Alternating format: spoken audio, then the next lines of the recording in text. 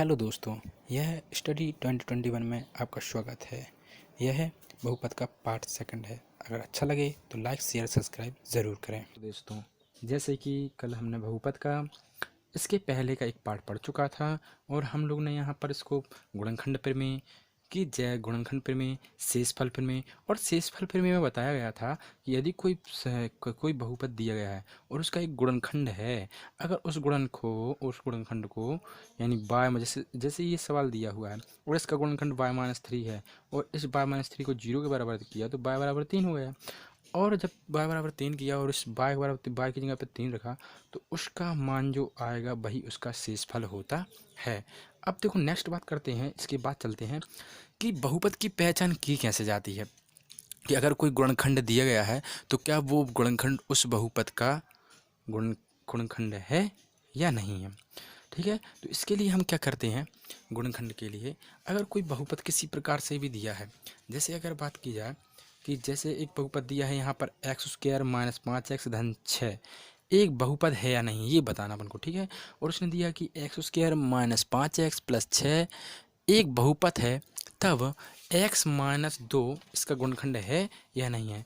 यानी एक बहुपद दिया है x² - 5x + 6 एक बहुपद है और x - 2 इसका बहुपद है कि नहीं ये पता करना है। और इसका पता करने के लिए x - 2 को 0 के बराबर रखेंगे। जब इसको 0 के बराबर रखा जाए, अगर इसको 0 के बराबर अगर हम बहुपद को 0 के बराबर यानी गुणनखंड को 0 के बराबर x - 2 बराबर 0 के बराबर रखते हैं तो x था, ये माइनस का 2 है, इस साइड का प्लस का 2 है, यानी x बराबर 2 आ गया। यानी x यहाँ पे क्या रखेंगे हम 2, और x बराबर 2 रखने पर अगर उत्तर आएगा 0 गुण इसमें बहुपद में, यानी बहुपद में जो गुणनखंड दिया गया है इसको 0 के बराबर रखकर x बराबर जब 2 आएगा तो इस x बराबर 2 को x की जगह पर रखेंगे। देखो ये x है, यहाँ 2 रखते हैं तो 2 का वर्ग हो जाएगा।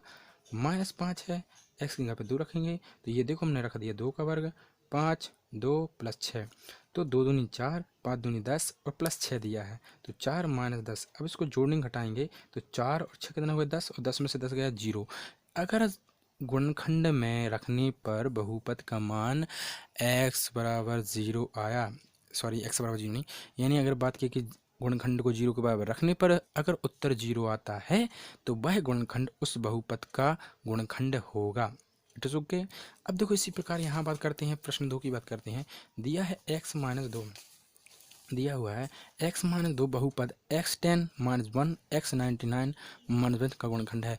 ये बहुत ही इंपॉर्टेंट क्वेश्चन होता है जो व्यापम में या बहुत सी परीक्षाओं में आता भी है। तो x - 1 इसका बहुपद है कि नहीं। अब देखो इसका गुणनखंड है कि नहीं, गुणनखंड बताना है। x - 1 इनका गुणनखंड है कि नहीं है, यानी x - 1 बराबर 0 लिखते हैं तो x बराबर कितना आता है 1, x बराबर कितना आता है 1 आता है।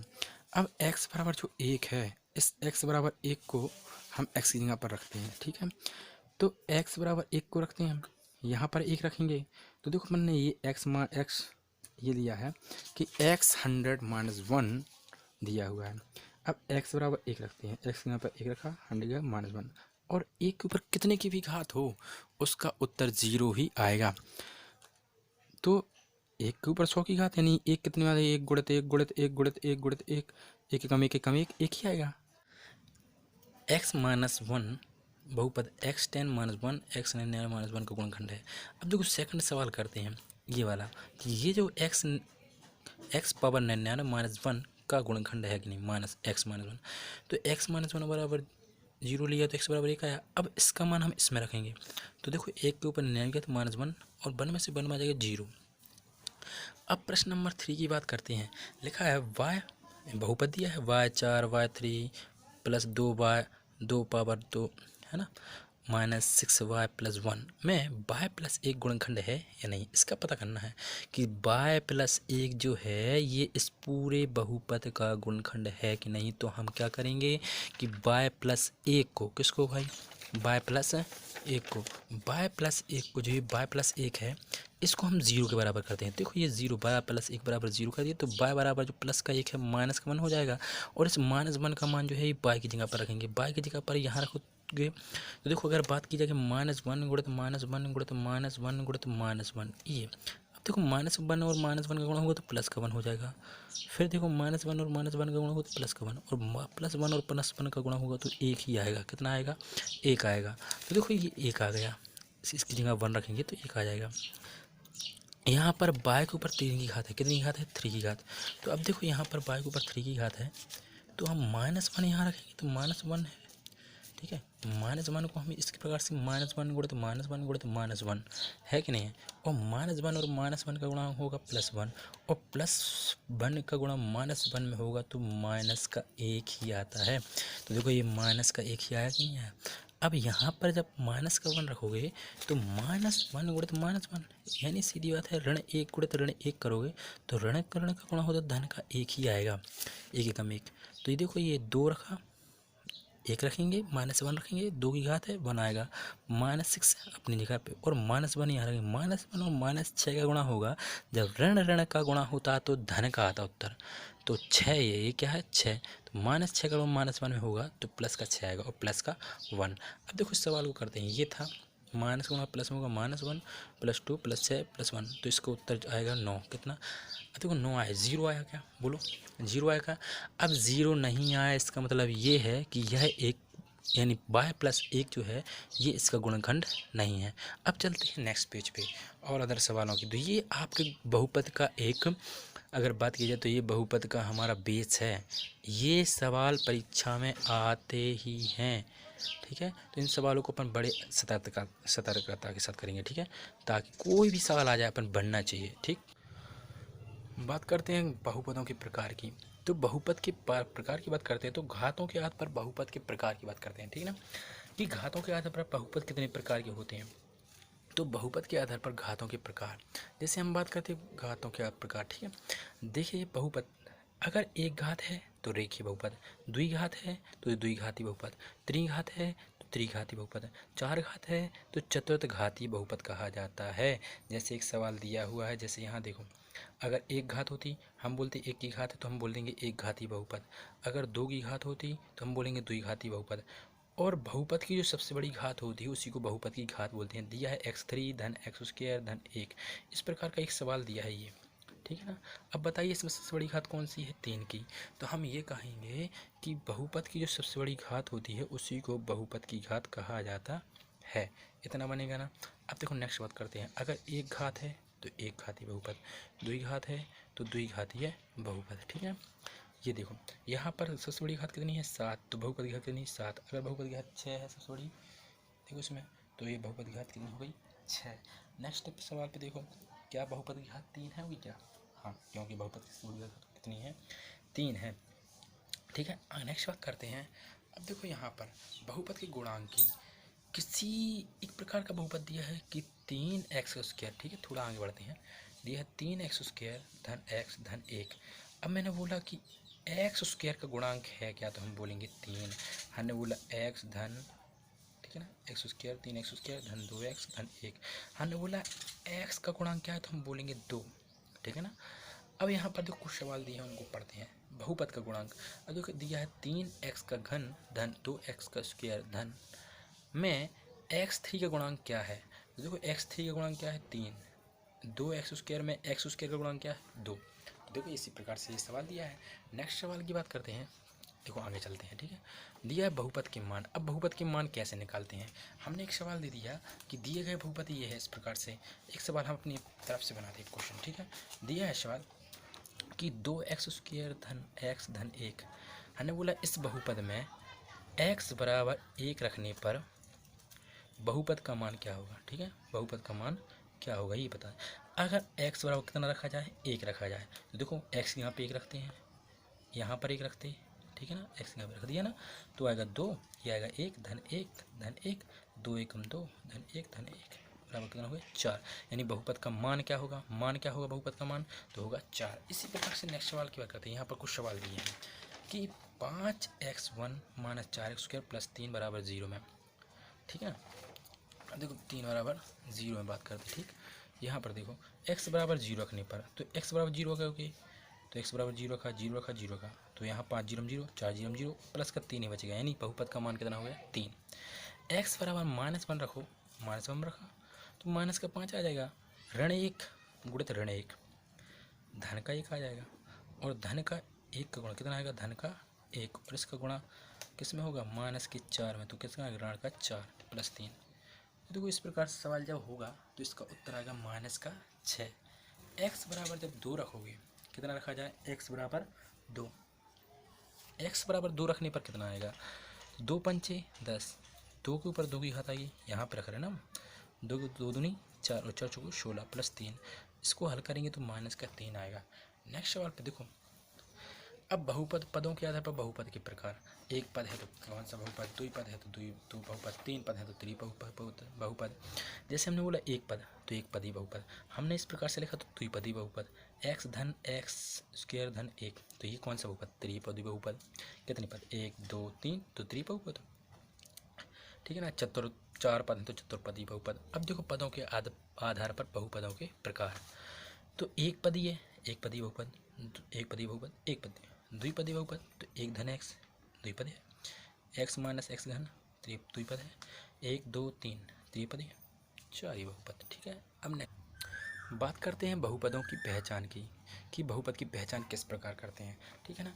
अब देखो बहुपद हैं या नहीं है। अगर बहुपद की पहचान के लिए हमने बोला 3x स्क्वायर धन x धन 1, ठीक है ना, ये 3x स्क्वायर है, क्या ये बहुपद है, हम बोलेंगे हाँ। अगर 3 करनी x दिया होता और दिया x धन 1, तो क्या ये बहुपद है, तो हम बोलते हैं ना। अगर किसी चर संख्या के ऊपर वर्गमूल है तो वह बहुपद नहीं होगा।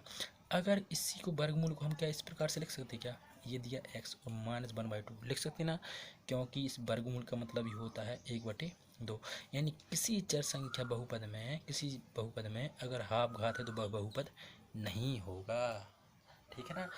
और एक और, यानी 3 नियम पढ़ने, पहली बात तो वर्गमूल नहीं होना चाहिए, दूसरी बात आधी घात नहीं होना चाहिए, तीसरी बात कि ऋण की घात नहीं होनी चाहिए, किसकी घात, चाहे ऋण का 2 हो, चाहे ऋण का 3 हो, चाहे ऋण का 4, मैंने बोला ऋण का 2, चाहे ये सब हो, ठीक है ना। थोड़ा अपन यहाँ समझ के चलते हैं, ठीक है। देखो यहाँ सवाल दिए हैं, थोड़ा सवाल पे चलते, ठीक। अब देखो सवाल दिया इस प्रकार से कि 4x square minus 3x plus 2 बराबर 2 बहुपद है कि नहीं, तो हमने बोला बहुपद है। नेक्स्ट बात करते हैं, x धन 2 करनी x बहुपद है कि नहीं, तो हमने बोला बहुपद है। क्यों है, क्योंकि करनी x, तो ये बहुपद है कि नहीं है, तो हम बोलेंगे नहीं है, बहुपद नहीं है, ठीक है। नेक्स्ट यू का घन माइनस यू स्क्वायर प्लस 2, तो ये बहुपद है। क्यों, क्योंकि करनी 2 है, ये किसी x के ऊपर थोड़ी है, अगर x के ऊपर होती तो बहुपद नहीं है, ठीक है ना।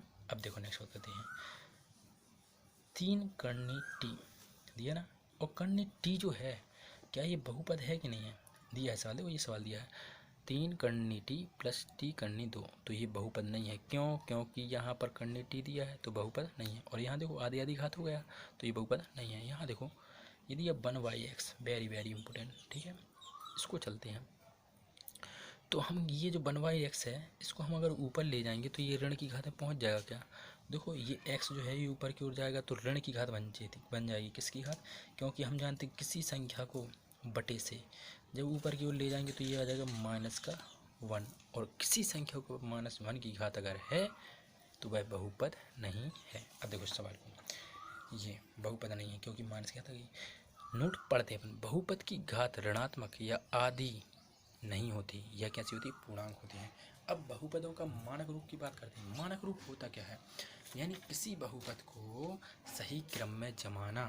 अब देखो मानक रूप की बात करते हैं, जैसे हमने सवाल को सही क्रम में, बहुपद को सही तरीके से मानते हैं। जैसे ये सवाल दिया, एक सवाल देखना मैं, जो यहाँ पर ध्यान देना आप लोग, 3x स्क्वायर धन 3x x का घन x, ठीक है, और प्लस 1 दिया, क्या ये इस मानक रूप में है क्या, तो किसी बहुपद मानक रूप तभी होगा जब उसकी घात या तो बढ़ते क्रम में हो या घटते क्रम में लगी हो, ठीक, घटते क्रम में या बढ़ते क्रम में लगी हो। तो हम इसको मानक रूप में कैसे बनाएंगे कि x3 की घात, पहले 3 घात, फिर 3x स्क्वायर, फिर 1 की घात वाला, फिर बराबर 0, यानी ये इसका बन गया मानक रूप। इसको हम इस प्रकार से भी लिख सकते थे, ये जो सवाल है इसको हम इस प्रकार से भी लिख सकते हैं कि 1 धन x स्क्वायर धन x3 बराबर 0, क्योंकि हमने बोला कि बहुपदों की घात को जब या तो घटते क्रम में या बढ़ते क्रम में लगाया जाता है तब वह सवाल जो है, वह बहुपद जो है, यह मानक रूप में आ जाएगा। ओके, अब देखो यहाँ पर समझो 3x की घात 2 की घात 1 की घात प्लस 1, तो ये मानक रूप में है 1 प्लस 2x प्लस 4x²। देखो यहाँ पे है तो बढ़ते क्रम में, तो मानक रूप में तो है 4/3x का घन 2x प्लस 1। अब देखो यहाँ पर 3 की घात है, यहाँ पर 1 की घात है, यहाँ पर 2 की घात है, तो ये मानक रूप में नहीं है। नोट पढ़ने की बहुत ज़्यादा ज़रूरत होती है। यदि किसी संख्या के ऊपर शून्य की घात हो तो उसका मान हमेशा 0 है। अब देखो हम थोड़ा समझाते हैं आपको क्या, कि अगर किसी संख्या के ऊपर 0 की घात है, किसकी घात है 0 की घात, हमने बोला 1 के ऊपर 0 की घात, तो उसका उत्तर कितना आएगा, बोलो 1 ही आएगा। 100 के ऊपर 0 की घात तो उत्तर कितना आएगा 1। x के ऊपर 0 की घात तो उत्तर कितना आएगा 1। एक के ऊपर 0 की घात तो उसका कितना आएगा 1 ही आएगा। कितना आएगा 1। किसी भी संख्या के ऊपर 1000 करोड़ कोई भी संख्या हो, किसी भी संख्या के ऊपर अगर 0 की घात है तो उसका उत्तर 1 ही आएगा। कितना आएगा 1 ही आएगा। ओके, बन जाएगा ना। अब नेक्स्ट पे बात करते बहुपद को जोड़ना और घटाने की बात करते। पहले अपन बात करते बहुपदों को जोड़ने की। अब बहुपद को कैसे जोड़ा जाता है। एक बहुपद दिया x² धन x प्लस 1, ठीक है, ये एक सवाल दिया, इसको जोड़ना है। और एक और दिया है x² धन 2x धन 1। इन दोनों बहुपद को जोड़ना है। किस प्रकार से जोड़ते हैं, देखो इसको अपन हल करने का एक छोटा सा तरीका सोचते हैं, सरल तरीका, x² धन x धन 1। अब x² के ऊपर x² की घात नीचे प्लस 2x प्लस 1। अब देखो इनको जोड़ते हैं, x² और x², 2x², 1 और 2 तो ये 3x, और 1 और 1 कितना हो गया 2। यानी यहाँ पर बहुपद को जोड़ने पर आंसर कितना आया, ये आया। ठीक है, देखो बहुपदों की जोड़ की बात कर रहे थे। अब इसी प्रकार से और भी सवाल लेते हैं, ठीक है। जैसे मैंने एक सवाल दिया 2x² प्लस 3x प्लस 1, ये दिया एक सवाल, ठीक है। और इसको क्या करना, सॉरी माफ़ करना, एक सवाल 2x और 3x प्लस 6 दिया है। अब देखो इन दोनों बहुपद को जोड़ना है। मैंने 2x² प्लस 3x प्लस 1, ठीक है, और इसको भी उठाया 2x² प्लस 3x प्लस 6। अब इनको हम जोड़ देते, तो 1 और 6 कितना हो गया 7, 3 और 3 कितना हो गया 6x, और 2 2 कितना हो गया 4x का स्क्वायर। यानी घात वाले के साथ घात वाला, एक की घात वाले के साथ एक की घात वाला, और बिना घात वाले के साथ बिना की घात वाला, ठीक है। इनको अपन क्या कर देंगे, जोड़ देंगे। ओके, नेक्स्ट सवाल बात करते हैं, सवालों की बात करते हैं। यहाँ दिया है x4 माइनस का 3x घन धन 2x धन 6। अब देखो इन दोनों को जोड़ना है। कैसे जोड़ते हैं, अब देखो 3 की घात के नीचे 3 की घात वाला, 1 की घात के नीचे 1 की घात वाला, और ये प्लस का 2 है, इनको क्या करना है, जोड़ना है। 6 और 2 8, 3। अब देखो ये धन का, ये ऋण का, तो घटेंगे, क्या होंगे, घटेंगे। तो ये आएगा कितना, घटेंगे। चलो 3 में से 2 गया तो 1 तो बचेगा x का, लेकिन ये किसकी घात आएगी, ऋण की, क्योंकि बड़ी संख्या के सामने का चिन्ह आता है। अब ऋण का 3x और धन का x घन, तो ये घटेगा, तो ऋण 3 और 1 यानी बचेगा 2x का घन, लेकिन किसका चिन्ह आएगा, माइनस का, और ये कितना आएगा x का 4। तो इस प्रकार से हम सवाल को हल कर लेते, जोड़ लेते हैं, और इसका उत्तर आएगा ये वाला, ठीक है। इसी प्रकार से नेक्स्ट सवाल को करते हैं। दिया है सवाल, ये 5वां सवाल दिया है। अब थोड़ा इसको बाद में करते हैं, दूसरा सवाल देखते हैं। ये दिया है x3, ये देखो x3 माइनस 3x का घन कॉमा 2x घन और माइनस के 4x। ये हमको जोड़ना है, क्या करना है, जोड़ना है, तो जोड़ते हैं। चलो ये दिया x3, अब देखो इसको क्या 3x का घन जोड़ना है ना, तो यहाँ लिखेंगे माइनस का 3x का घन, यहाँ 2x का घन जोड़ना, तो 2x का घन, माइनस के 4x घन जोड़ना है, 4x का घन। अब इनको हम जोड़ेंगे, पहले प्लस प्लस को जोड़ देते, ये दिया, तो ये होगा 3x का घन, कितना हो गया 3x का घन, ठीक है। ओके, अब देखो ये ऋण का है और ऋण का, ऋण का 4 ऋण का 3, तो ये ऋण के ही आएंगे, किसके आएंगे, ऋण के। तो हमें यहाँ लिखते हैं ऋण के 3x का घन, तो ऋण का x घन और ऋण का धन का x घन दोनों घट जाएंगे, तो उत्तर आएगा कितना 0। तो ये जुड़ने को कितना उत्तर देंगे, 0 उत्तर देंगे। नेक्स्ट सवाल की बात करते हैं। इसी प्रकार से लिखा है 2xy, ठीक है। चलो सवाल को अपन इस प्रकार से थोड़ा सा आपको बताने के लिए थोड़ा सही तरीके से करते, ठीक है। अभी हम घटाना को आपको नेक्स्ट वीडियो में देंगे, पहले अपन जोड़ने का देख लेते, ठीक है। अब दिया है सवाल, देखो नीचे दिया है 2xyz माइनस yz माइनस के zx, ये दिया है सवाल, ठीक है। अब देखो दूसरा यहाँ से यहाँ तक जोड़ना है ये वाला, ठीक है, ये कॉमा लगा हुआ है बीच में, 2yz, क्या लिखा है 2yz, तो यहाँ देखो 2yz की जगह 2yz को नीचे उतार लेते हैं, ओके। माइनस के zx, माइनस के zx, माइनस वाई एक्स या एक्स वाई कुछ भी बोल लो, तो माइनस का x और ये y, यहाँ देखो लिखा है 2zx, 2zx लिखा है 2zx प्लस का माइनस के एक्स वाई, माइनस के एक्स वाई और ऋण के जेड वाई, ऋण की जेड वाई, ठीक है,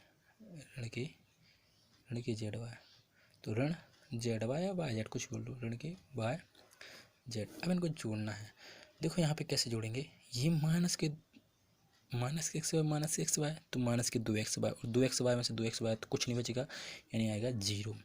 माइनस के वाई जेड और माइनस के वाई जेड, तो माइनस के 2yz और प्लस का 2yz कट जाएंगे तो बचेगा 0। माइनस के zx प्लस के zx, तो माइनस के zx माइनस के zx, तो माइनस के 2zx और प्लस के 2zx, तो उत्तर आएगा 0, यानी ये भी बहुपद जोड़ने पर कितना उत्तर आएगा 0 ही आएगा। अब देखो सवाल और सवाल करते बन, सवाल कुछ इस प्रकार से दिया, ये वाला सवाल दिया है कि a धन 2b प्लस 3c, a धन b ऋण c और 2a ऋण 3b ऋण 2c, तो इस सवाल को अपन करना है, तो दिया है a धन 2b धन 3c, a के नीचे अब देखो कॉमा लिखा है दूसरा, a धन b ऋण का c, यह 3c है, 2a ऋण 3b ऋण 2c। हम क्या करेंगे, इतने सवाल, इस सवाल को और करते थोड़ा सा कि ऋण 1c और ऋण 2c, तो देखो ऋण 3c हो जाएंगे, तो धन 3c, तो इसका तो जो आएगा 2b और 1b 3b और ऋण 3b, तो ये भी हो जाएगा 1 1 2 और 2 4, ये हो गया 4 1, कितना हो गया 4 ये हो जाएगा ना। तो इसको हम इस सवाल को इस प्रकार से यहाँ करते हैं, और आप लोग चाहें तो इसका स्क्रीनशॉट भी ले सकते हैं, ठीक है, आप लोग स्क्रीनशॉट लेकर इन सवालों को आसानी से कर सकते हैं। और कल हम बात करेंगे बहुपदों के घटाने की, तो आप लोग इन सवालों के स्क्रीनशॉट को ले सकते हैं आसानी से, ठीक है, ओके, ठीक है। बात अब हम मिलते हैं नेक्स्ट वीडियो में, देखने के लिए धन्यवाद।